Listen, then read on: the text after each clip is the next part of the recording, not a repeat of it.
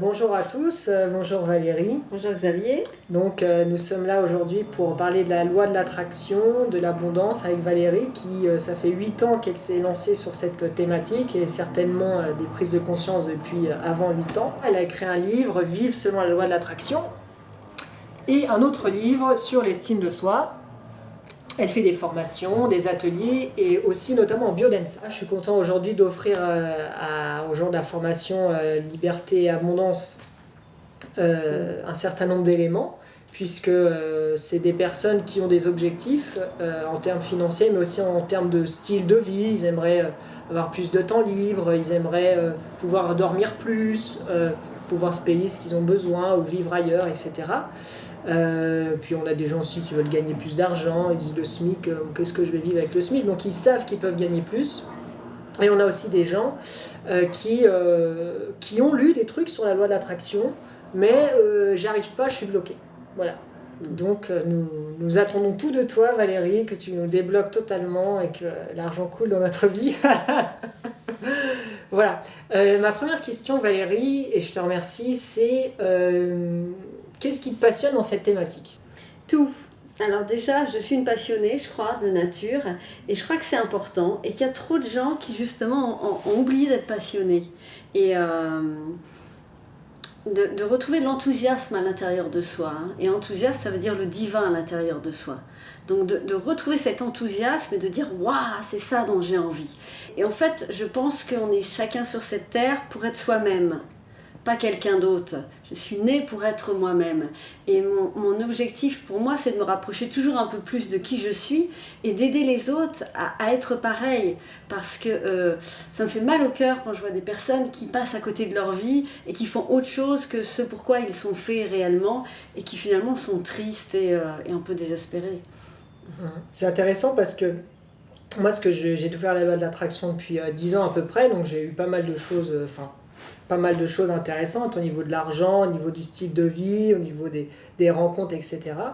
Et aujourd'hui, j'en suis à me demander quelle est la volonté de Dieu à mon égard.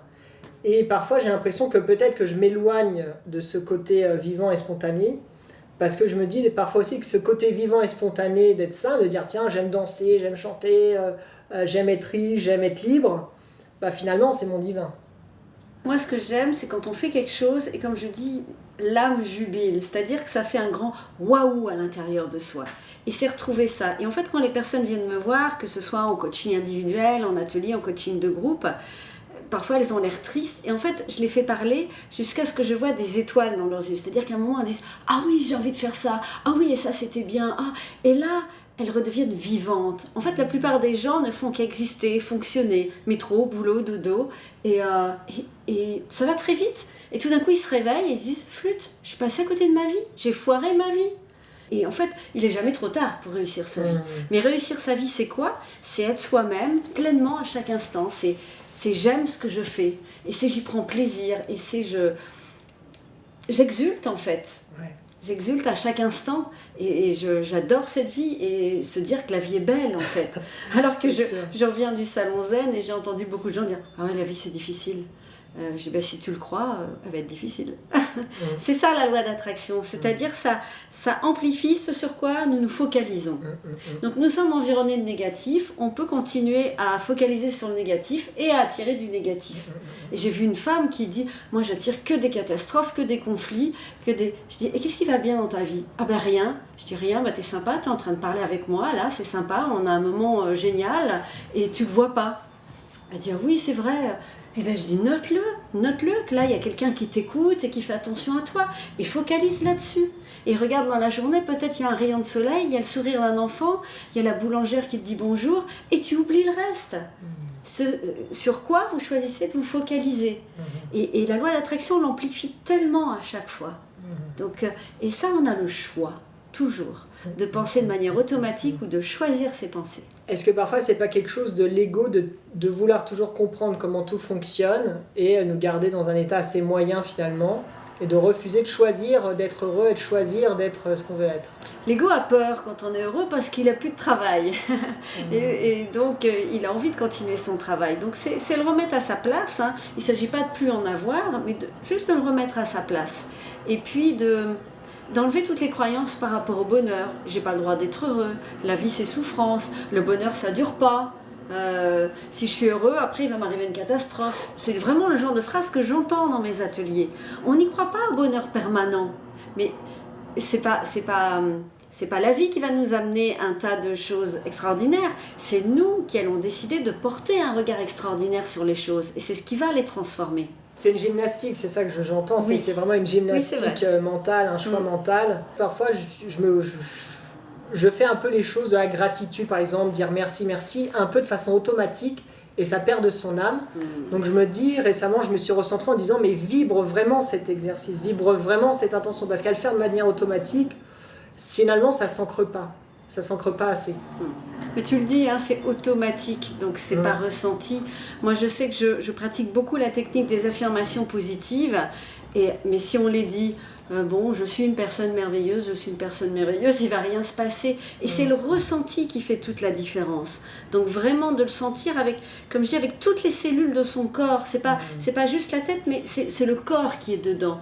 Donc moi, j'invite les gens à faire des postures, par exemple, ou à dire les phrases en marchant sur un rythme, et à se dire des phrases affirmatives. Et là, peut-être à dire merci, peut dire voilà ce que j'apprécie, mais que le corps soit en mouvement, que le corps participe aussi. Ouais. Quelles sont les difficultés des gens que tu rencontres dans tes ateliers, et qu'est-ce que tu leur conseilles La première chose, je crois, c'est de s'aimer. En fait, la première raison qui font que les gens n'y arrivent pas, c'est qu'ils se disent mais je suis qui moi pour mériter le bonheur? Ou ils se disent il y a tellement de personnes malheureuses, je ne veux pas être heureuse. Mais si on est malheureux avec les autres, ça ne va pas les aider. Donc pour changer le monde, il s'agit d'inspirer les autres à être heureux. Donc c'est de se donner le meilleur, de ne pas attendre un jour que tout va changer, mais de dire là maintenant, qu'est-ce qui me ferait plaisir? Qu'est-ce qui m'apporterait de la joie?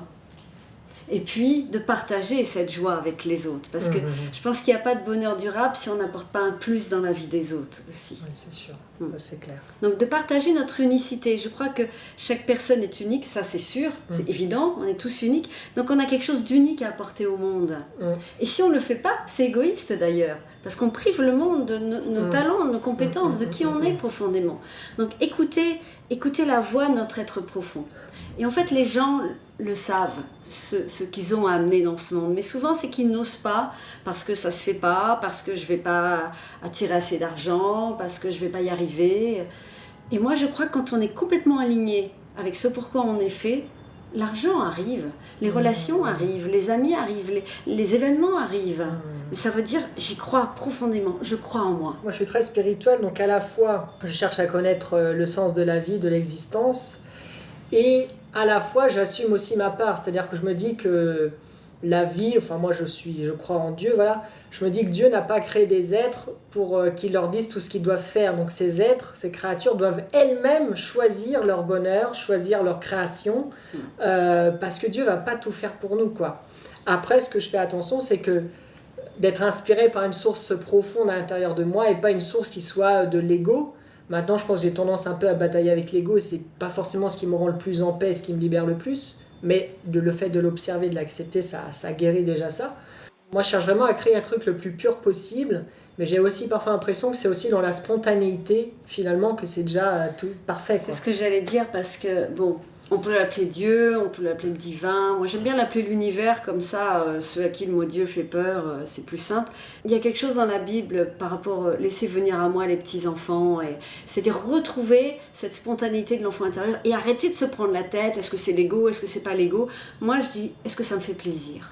Une autre question, ça. Ouais. Est-ce que ça m'apporte de la joie quand je vais dans cette direction? Ça m'en apporte pas, mais j'y vais pas. Ouais. Je dis uniquement oui aux choses qui m'apportent de la joie, qui me génèrent une pleine santé et qui m'apportent de l'abondance sur tous les plans. Et qui m'apportent de l'amour. Et le reste, c'est non. C'est non, ok. Mais c'est clair. Je vois trop de personnes, par exemple, qui viennent me voir, même par exemple, pour la relation amoureuse. Des personnes viennent me voir et puis on détermine ce qu'elles veulent et puis elles commencent une relation, puis elles sont malheureuses. Je dis, mais attends, on a travaillé ensemble sur ce que tu voulais. Cette relation, c'est pas ce que tu veux. Pourquoi tu rentres dans cette relation? Ah ben parce que j'avais envie d'amour, j'avais pas envie d'être seule. Oui, mais c'est pas ce que tu veux. Alors c'est non. C'est non. Et pareil pour le travail, pareil pour d'autres choses, faire confiance, avoir la foi que ça va arriver et maintenir son cap. C'est ça. Le maintenir quoi qu'il arrive contre vents et marées. C'est ça. Je pense que justement, c'est un des trucs qui fait que des gens n'arrivent pas suffisamment à matérialiser des résultats, c'est qu'ils n'ont pas assez de foi pour persévérer dans leur choix, et du coup ça ne se matérialise pas, parce qu'à un moment donné ils renoncent, ils reviennent à leur ancien état d'esprit et ils recréent la réalité de base qu'ils ont toujours entretenue dans leur pensée. Et moi ce que je propose, c'est que si ça vous fait peur d'appliquer la loi de l'attraction de la semaine, faites la loi de l'attraction le week-end, vous n'avez rien à perdre, vous risquez pas de perdre votre travail ou je ne sais qui d'autre, faites-le le week-end, et vous verrez ce qui se passe. Mais moi je sais que j'ai toujours pris beaucoup de risques, et ça m'a beaucoup servi en fait, ça a appuyé, parce que c'était cette énergie de foi qui a fait que c'est tombé, quoi. Vraiment, vraiment, vraiment. C'est extraordinaire. Et après, ça renforce la foi. La vie commence quand on sort de sa zone de confort. Donc prendre des risques, oui. Parce que sinon, on reproduit toujours la même chose. Ensuite, il y a le manque de foi et il y a la paresse aussi. C'est-à-dire, beaucoup de gens remettent à demain, disent, oh, je suis fatiguée, je vais me mettre sur le canapé devant la télé. Alors, ça, c'est jamais compris en quoi la télé défatiguée. Il faudra qu'on m'explique. La loi d'attraction, comme tout développement personnel et tout nouvel apprentissage, demande qu'on pratique. Imagine que tu décides de faire du piano. Et puis t'en fais juste les week-ends. Tu crois que tu vas progresser en piano ? Moi, je crois pas. Eh bien, le développement personnel, c'est pareil. Mais ce que j'adore dans la loi d'attraction, parce qu'avant la loi d'attraction, j'ai fait plein de thérapies, un tas de choses. Et puis j'avançais, mais alors 1 millimètre par an. J'ai dit ça va me prendre plusieurs vies, et j'avais envie vraiment d'arriver à quelque chose dans cette vie-là. La loi d'attraction, c'est des outils très faciles. Et ce qui fait ma spécificité, c'est que je donne des exercices dans mes livres, dans mes ateliers, qu'on peut inclure facilement dans un quotidien qui va vite et qui est très très rempli. Parce que faire 3 minutes de rituel le matin, 3 minutes le soir, tout le monde peut le faire. Et tous les jours. Et tous les jours. C'est ça, c'est que tu une pratiques, je le mets du reste dans mes titres, pratiquant de l'abondance, de la richesse et de la liberté. Ça devient une philosophie de vie. Je me brosse les dents 3 minutes par jour, je peux dire des affirmations positives, je peux visualiser, je peux prendre une posture dans mon corps et dire je réussis tout ce que j'entreprends. Ça prend 2 secondes, c'est rien. Mais il y a quelque chose qui s'installe après. Vraiment, dans le système nerveux. C'est ça. On le voit, du reste, les champions de haut niveau se conditionnent à la réussite. Il n'y a pas de champion qui ne fait pas ça. Donc, c'est des lois de l'esprit, en fait. Et on est tous des champions. Et on est tous des champions. Dans notre... tel qu'on est, quoi. Dans notre discipline... Oui, c'est ça. C'est des outils comme la gratitude, comme les affirmations positives, la visualisation. L'appréciation. L'appréciation, c'est... Nous pensons tout le temps. On peut ralentir ses pensées, mais on ne peut pas les arrêter. Donc de temps en temps, choisir ses pensées. On peut mettre une sonnerie sur son téléphone et dire pendant 1 minute, je choisis de dire tout ce que j'apprécie. J'aime cette interview qu'on fait là, j'aime être dans mon appartement, j'aime les personnes que je rencontre, j'aime ceci, j'aime cela, j'aime être en pleine santé, j'aime. Et faire ce qu'on appelle un déchaînement d'appréciation et dire tout ce qu'on aime. Comment lis-tu spiritualité et matérialité ? Quel est ton rapport à l'argent, au matériel ? Je pense que chacun d'entre nous, on a envie d'un certain confort. La loi d'attraction n'a pas d'éthique. Il y a des personnes qui veulent vivre dans des châteaux et puis d'autres qui veulent vivre simplement. Et peu importe, c'est chacun notre niveau de confort. Comme je dis, moi j'adore partir en vacances en toile de tente et j'adore partir en hôtel 5 étoiles. Voilà. J'aime les deux et j'aime m'offrir les deux. Et ce qui est important, c'est que la spiritualité soit intégrée dans la matière, c'est-à-dire qu'une spiritualité incarnée. Pour moi, celui qui va méditer en haut d'une montagne sans manger, sans boire, il n'est pas connecté, il n'est pas dans la vie. J'ai jamais compris, j'ai beaucoup d'amis très spirituels, un certain nombre sont tristes, par exemple. Donc ils méditent, ils font un tas de choses, ils n'arrivent pas à avoir assez d'argent à la fin du mois et ils ne sont pas heureux. Et pour moi, la spiritualité, c'est la joie. En fait, quelqu'un qui a Dieu à l'intérieur de lui, ce que j'ai dit, c'est l'enthousiasme, c'est le sourire. Quelqu'un qui ne sourit pas, il y a quelque chose qui ne va pas au niveau de sa spiritualité. Donc pour moi, quand tous les plans physiques, mental, émotionnels sont installés, la spiritualité arrive toute seule. Pourquoi ? Parce qu'on a tous une aspiration à évoluer, à toucher le ciel, à connecter le divin à l'intérieur de soi. Et la loi d'attraction, pour moi, c'est un chemin vers la spiritualité parce que plus j'envoie des désirs, plus je me rapproche de mon être profond, plus je me rapproche de mon âme et plus je me rapproche du divin à l'intérieur de moi. Et je trouve que c'est un chemin magnifique. Après, à chacun de suivre son chemin, mais c'est vrai que ça demande des pratiques et on peut très bien être spirituel. Parce que c'est quoi être spirituel pour moi? C'est voir le divin en moi et chez les autres. C'est ça pour moi, la spiritualité. Donc, voir les autres dans leur plein potentiel. Ouais. Moi, j'ai connu des gens très spirituels qui étaient en conflit avec des membres de leur famille. Pour moi, c'est quelque chose que je ne peux pas comprendre. Parce que si je suis spirituelle, j'accueille l'autre tel qu'il est. Je déborde d'amour. Ouais, là, il y a l'autre outil que je pratique qui est la biodanza, qui est quelque chose une pratique qui ouvre le cœur et pour tout le monde et un amour inconditionnel. Donc, c'est le ramener le plus possible dans sa vie. Donc quand on est spirituel, quand on est vraiment dans ce monde et qu'on veut une spiritualité incarnée, ça me paraît logique d'attirer cette énergie qu'est l'argent. Voilà, parce qu'on fonctionne aujourd'hui avec l'argent, peut-être ça sera autre chose, avant c'était le sel, après ça sera autre chose. Et l'argent c'est l'expression de ma valeur en fait. Je rends service à quelqu'un, elle reconnaît le service, elle veut m'exprimer sa reconnaissance et c'est l'argent. Si je refuse cet argent, ça veut dire que je n'ai pas de valeur. Donc c'est important. Et puis ensuite, l'argent, c'est une énergie et c'est important de la faire circuler. Vraiment, moi, ça m'arrive souvent que quelqu'un me donne, par exemple, de l'argent parce que je viens de faire un coaching et je vais me faire un massage et je redonne la même somme. Plouf, ça transite. Et c'est ça, la vie. C'est une énergie qui circule. Ce que je trouve important pour moi, c'est quand j'ai envie ou besoin de quelque chose ou de faire un cadeau à quelqu'un, je n'ai pas à me dire, est-ce que j'ai assez d'argent ? J'ai pas envie de me limiter. Et j'ai envie que tout le monde soit dans ce flux-là. Et il y a des personnes qui ont besoin de beaucoup, des personnes qui ont besoin de beaucoup moins. Pour moi, accumuler des millions et des millions, moi, c'est pas mon truc, par exemple. Mais avoir suffisamment pour m'acheter tout ce dont j'ai envie et besoin et pour être généreuse, oui, ça j'ai envie. Et j'ai envie que tout le monde soit là-dedans. Mais ça demande de changer sa conscience. D'avoir une conscience de richesse et pas une conscience de pauvreté. Une conscience d'abondance. Donc de voir qu'on est déjà tellement abondant, on a tellement de qualités, on a réalisé tellement de choses. Alors, il ne s'agit pas de dépenser l'argent qu'on n'a pas non plus, hein, je ne dis pas ça. Oui, c'est vrai, je suis tombée dans ce piège-là aussi. Donc donner et savoir recevoir aussi. Savoir aussi recevoir. Accueillir. Et le nombre de personnes que je vois qui entreprennent et qui ont du mal à se faire payer, c'est énorme.